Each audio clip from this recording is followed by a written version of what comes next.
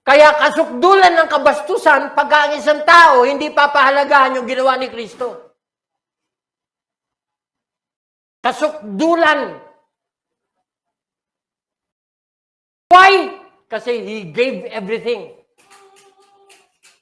So, tignan nyo. That He might redeem us from all iniquity. And yet, people claim Christian sila, nagpapatuloy sa kasalanan. Saka tinubos.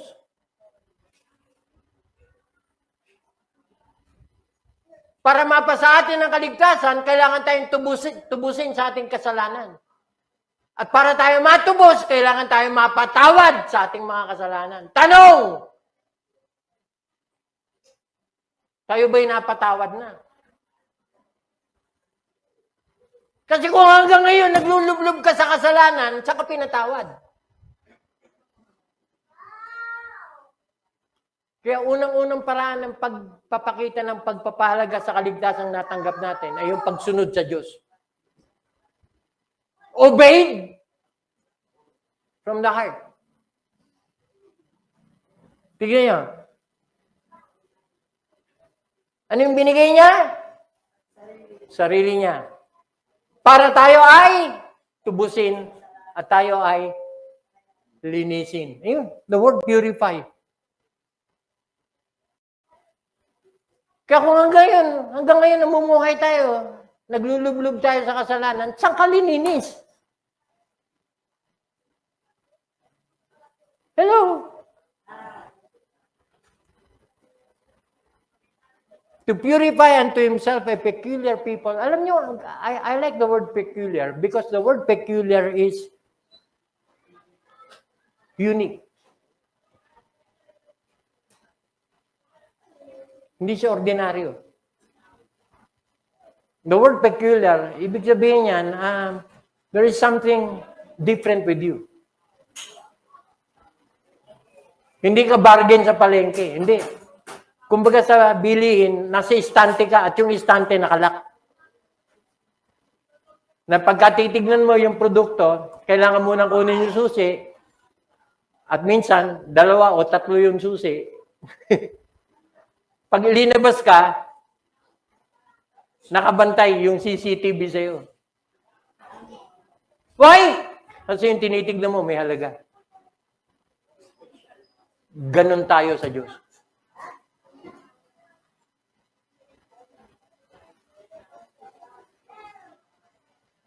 Tanong, ano ang Diyos sa atin?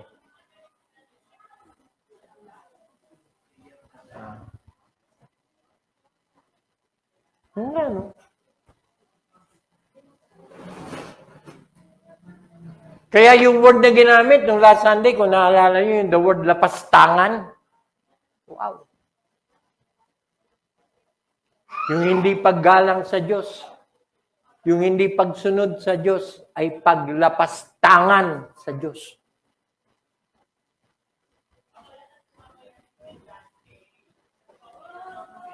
Ano yung description sa atin? We are zealous of good works. Speaking of enthusiasm, speaking of excitement, malungkot bang gumagawa ng mabuti itong Kristiyanong to? Ang liwanag. Masigasig! Hello? Actually, yung word, binabasa ko pa lang, sumasayo yung puso ko eh.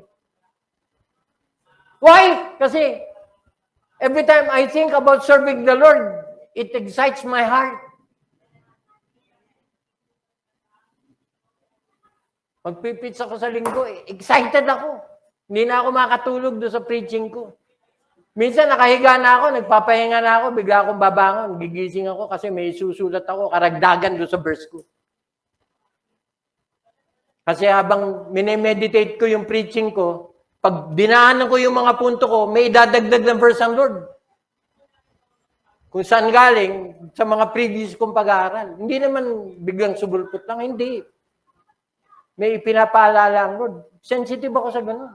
Pag may pinaalala ang Lord, take note mo. Kaya marami akong Marami ko outline na nasa resibo ng grocery. Nasa resibo ng gasolinahan. Kasi minsan, kahit nasa sasakyan, pag may naisip akong verse, kung ano yung available na papel. Kaya hindi ako nawawala ng ballpen na palagi nakasuksok. Alam ko kung saan ko dudukutin kahit hindi ako nakatingin. Kasi mahalaga sa akin yung mga paalala ng Lord.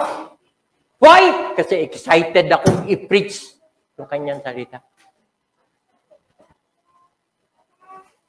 Kaya kung minsan nagugulantang tayo sa naririnig natin, makakaasa ka.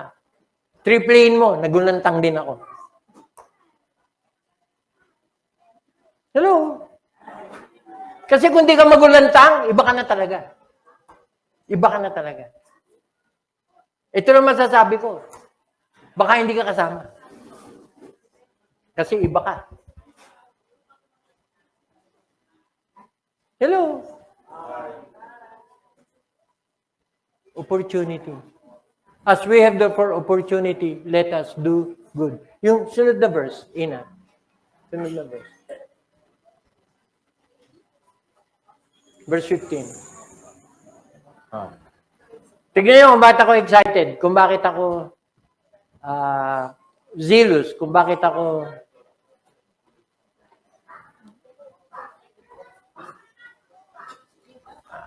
ano ba yung term na ginamit ko kanina?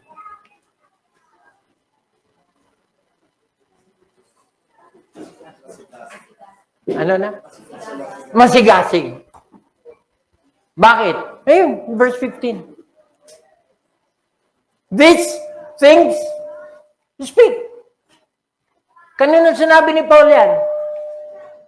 Kay Titus. Kay Titus. Grab every opportunity to do good. Why? Kasi our Savior has done so much for us. We can do less.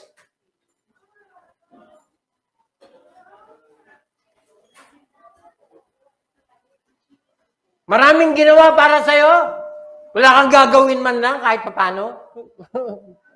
Hello? Human dignity dictates na every good na natanggap natin, ginagantihan natin. Tama? Alam niyo ba na ang Pilipino ang pinakamayaman sa utang na loob? Hindi uso sa mga banyaga yan. Pilipino lang. Hello? Hindi ko naman sinasabing hindi sila nagmamagano. Hindi, kasi culture-wise. Dahil sa halo-halo tayo ng kultura na nakuha natin, sad to say, nakuha natin pati yung mga pangit. Pero dahil halo-halo yung kulturang natanggap natin, mga kapatid, may mga magandang lumitaw. Katulad ng close family ties. Close family ties. Yung pagiging grateful. Yung actually, pagiging mahihain, it is supposed to be a virtue. Pero kasi hindi rin maganda wala kahiya eh. Kaya yung Pilipino lang yung mahihain na inaalok kang kumain. Kumain ka na? Oo. Kahit kumakalamsik mo lang.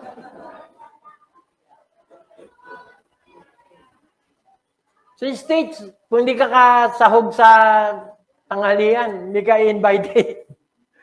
Kahit nandoon ka na 11:45. Sandali diyan ka lang feel at home. Kain lang kami.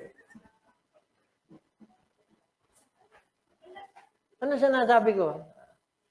Yung pagiging mabuti, isa sa katangian na inilagay ng Panginoon sa puso natin para maipakita natin, kakaiba tayo. Yun. Kaya, we are zealous, peculiar people, zealous of good works.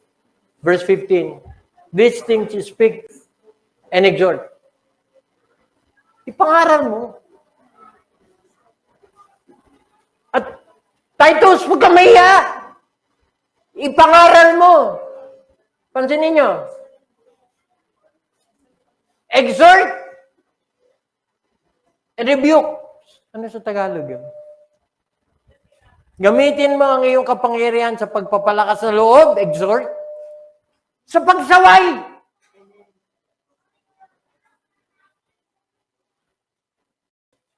Huwag mo ikahiyang i-preach yung dapat mo i-preach.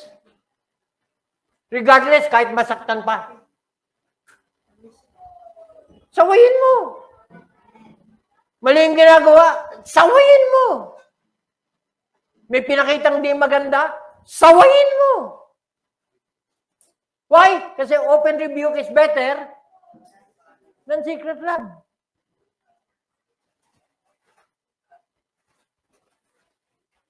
Gamitin mo yung kapangyarihan sa pagpapalakas sa loob at pagsaway sa iyong tagapakinig.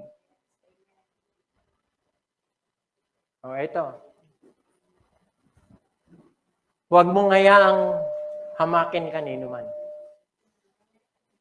Walang pwede magsabi, ba't mo pinipitch yan? Oh. Kailangan eh. Sabi nga ni Bernie, kung nasa Word of God, bakit hindi? Di ba? Halatang-halata naman kung pagkatapos mong i-preach yung mga nauna, dahil may masasaktan doon sa susunod, lalaktawan mo. Huwag mong hayaang ikaw ay hanamakin nino man. At alam natin kung sino yung mga hamak.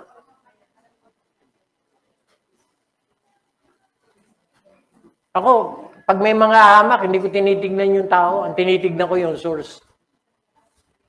Kasi yung panghahamak, definitely galing sa kaaway. Kasi ayaw niyang maipangaral ang katotohanan. Tama?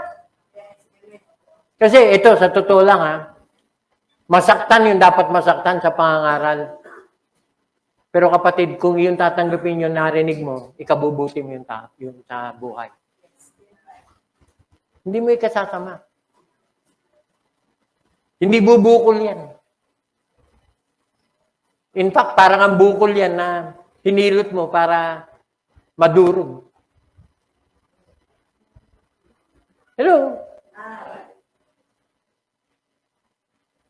Kaya yung opportunity, ito yun. Kasama sa opportunity, yung nakakapakinig pa tayo, na itutuwid pa tayo, na itatama pa tayo, at nandiyan pa tayo.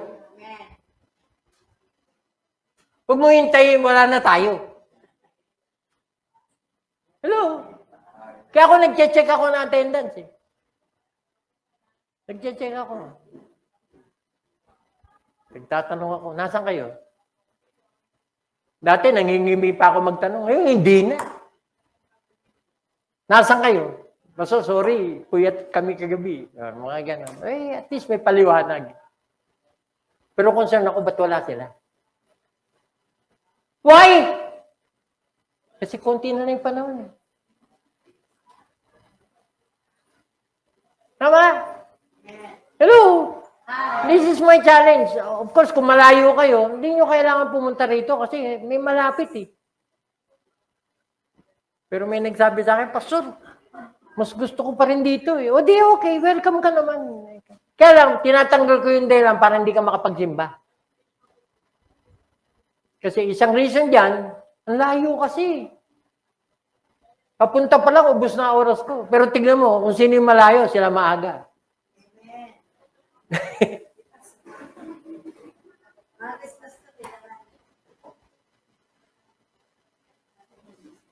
Excitement.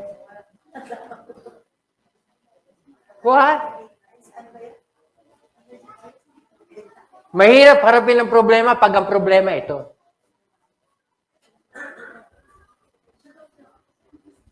Ayusin mo yan. Wala ka ng problema.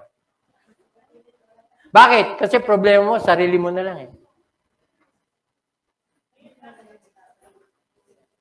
Sarili mo na lang. Kasi pag kinampihan ng sarili mo yung gusto mo, hindi naman pwede mag-kontra yan eh. Palagi magkakampihan eh. Subukan mo, kalabanin yun. Pag kinalaban mo yun, tanggal ang problema mo. Why? Kasi sino masusunod? What? Kaya walang kapalit ang obedience. Eh.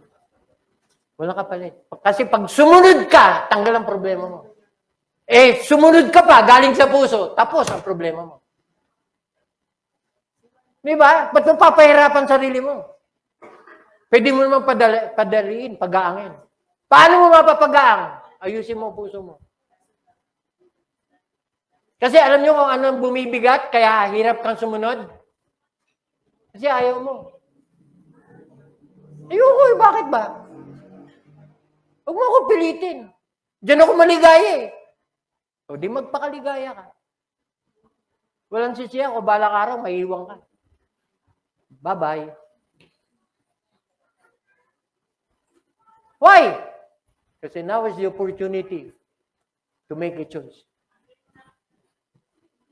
Before it's too late. Obey from the heart. Sa puso na natin. At habang nandito tayo, i-grab na natin. Why? Malapit na eh. Actually, tignan nyo. Tapusin ko muna, chapter 3, verse 1. Tapusin ko muna. Pero may babalikan tayo na itong mga paalala na ito, talagang ang reference ito, malapit nang bumalik ang Lord. Pag hindi ka magulantang doon, hindi ko alam kung ano gugulantang sa'yo. Pero chapter 3, verse 1, put them in mind to be subject to principalities and to powers, to obey magistrates, and underline the word, and be ready to every good work. Alam niyo kung ano ibig sabihin to be ready? Parang Boy Scout lang yan eh, laging handa. Alam niyo kung ano ibig sabihin nun? It is to grab every opportunity to do good.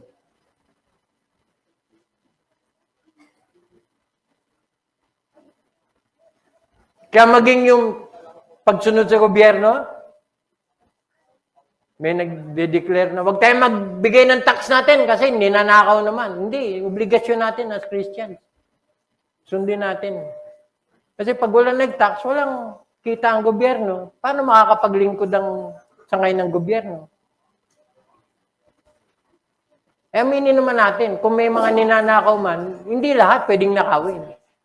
May natitira, pang serbisyo. Yun ang masakit, pastor eh. Yung pan-serbisyo, babawasan eh. Hindi na natin problema yun. Hindi na natin pananagutan yun. Ang mahalaga, ginagawa natin, tungkulin natin, be ready. Magulong politika, sila na lang. Huwag tayo. Huwag na tayo humalo. Magulo na politics eh. Kaya yung mga, pastor, ano sa tingin nyo? Minsan, ayoko magkomento eh. Alam nyo ko bakit? Kasi, ang dami na nating mga komentarista eh. Huwag na natin dagdagan. Hello. Bagamat kanina pinag-uusapan namin si Dennis. Dennis Padilla.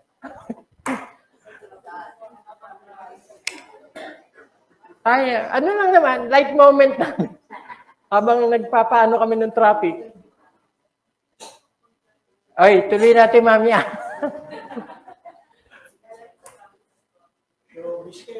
Oo. Kasi hindi man lang nagatid sa altar. Bura. We must be ready to every good work.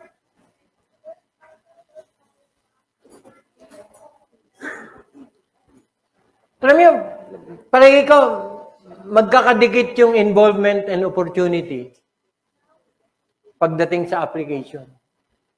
Kasi saan ka may involve? Pag may opportunity. At pag nagkaroon ng opportunity, huwag ka na mag-isip to be involved. Kasi hindi aksidente, nandoon ka eh.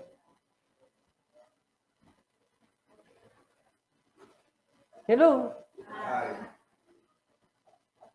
Kaya yung sinabing, be ready to every good work. Why? Kasi tingnan nyo, chapter 2, verse 11.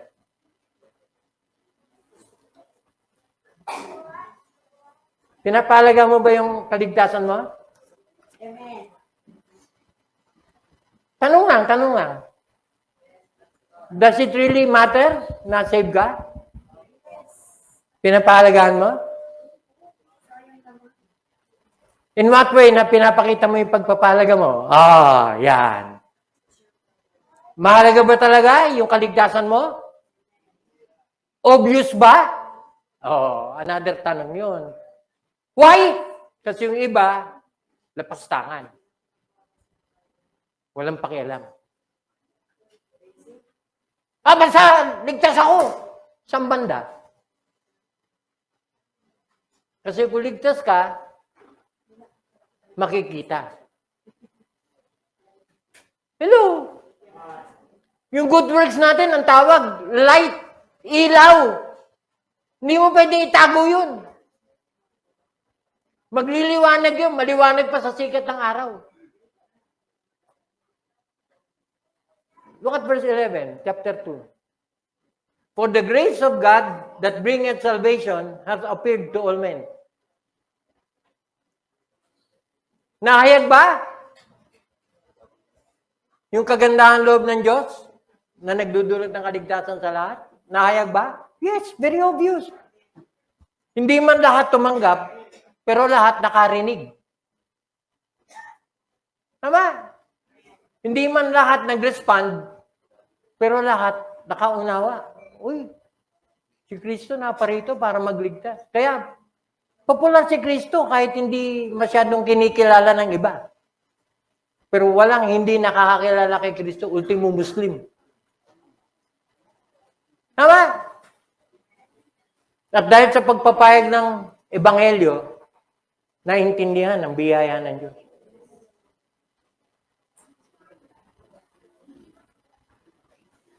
Nahayag. And underline the word nahayag, for the grace of God that bringeth salvation hath appeared to all men. I do believe it appeared to all men through the preaching of God's word. Kasi universal na ngayon, global na yung preaching. Kahit saka tumingin na, may mga TikTok. Yun lang, hindi lahat ng naririnig mo, ebanghelyo. May iba na taliwas. Pero sa dinami-dami ng mga naririnig natin tungkol sa pangangaral, karamihan doon, tama. At nahayag. Ano yung ipinahayag? Ito, verse 12. Kaya hindi pwedeng walang mangyayari sa buhay ng isang tunay na Kristiyano. Teaching us that, denying ungodliness and worldly lust, we should live soberly, righteously, and godly in this present world. Kung ikaw tagapagmana ka ng buhay na walang hanggan sa future, sa hinaharap, dapat ngayon pa lang nakikita na sa buhay natin kung ano yung nangyayari. Yun, yung verse 12. Yan yung itinuturo ng Ebanghelyo. Tanong, yan ba itinuturo natin? Meron ba tayong ibang itinuturo maliban dito? Doon nga umiikot ang lahat ng preaching natin eh. Kahit sino pa yung i-assign mo rito. Tama? Hindi kami nag-uusap ha. Hindi kami nakikialam sa preaching na may preaching. O ikaw sunod. Ito yung preaching mo. Walang ganun. Pati kung ano yung pagkakasunod-sunod ng preaching namin, namamangha kami pare-pareho.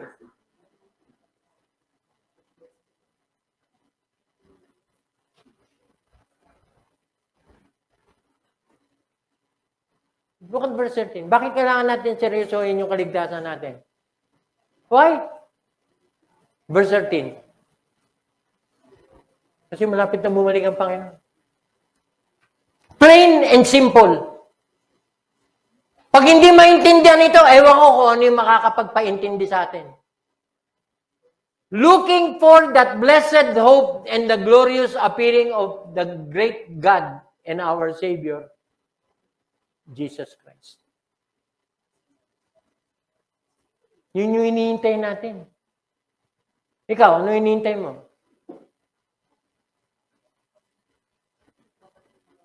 Kasi kung may iba kang hinihintay, baka hindi si Kristo yung hinihintay mo.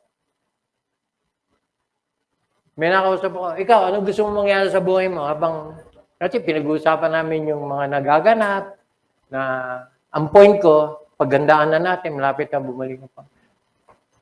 Sabi ba naman niya, kailan kaya ako tatama sa loto?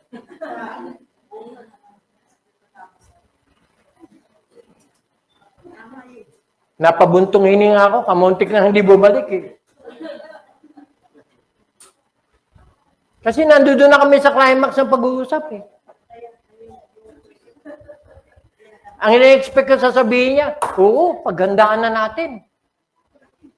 Dapat ngayon, mas mainit na tayo sa Panginoon. Kasi sa totoo lang, sa kanya galing, marami na nanlalamig. Marami nang tumalikod. Ang dami kong kakilala, Pastor, wala na ngayon sa pananampalataya. Sa kanya galing. Ha? Alam niyo, kaya may mga tao hindi mamatay-matay. Why? Kasi binibigyan pa sila ng pagkakataon ng Panginoon magsisi. Yun ang tingin ko.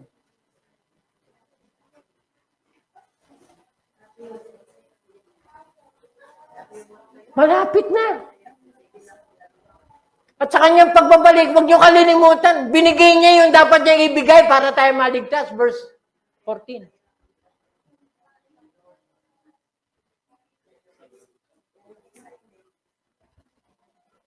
Binigay niya kasama pati pato. Tanong, ano na ibigay natin? Yun lang. Wala lang. Yung ilang oras na pwede nating ibigay pagkalinggo para sumamba, hindi pa natin maibigay.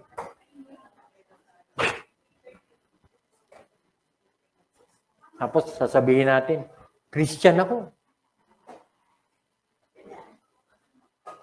Teka, i-absorb ko muna, ha? Am I kidding? Am I joking? Kasi kung di natin siseryoso yung buhay Kristiyano natin, baka huli na.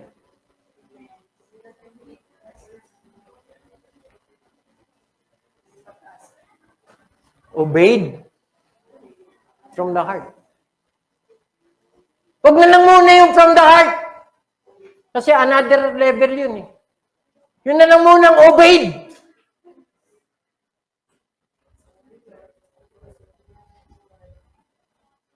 Nakapag-obey na ba tayo?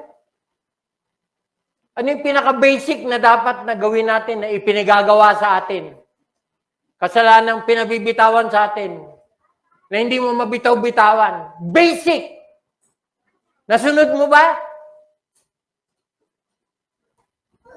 And yet we claim, Christian ako eh.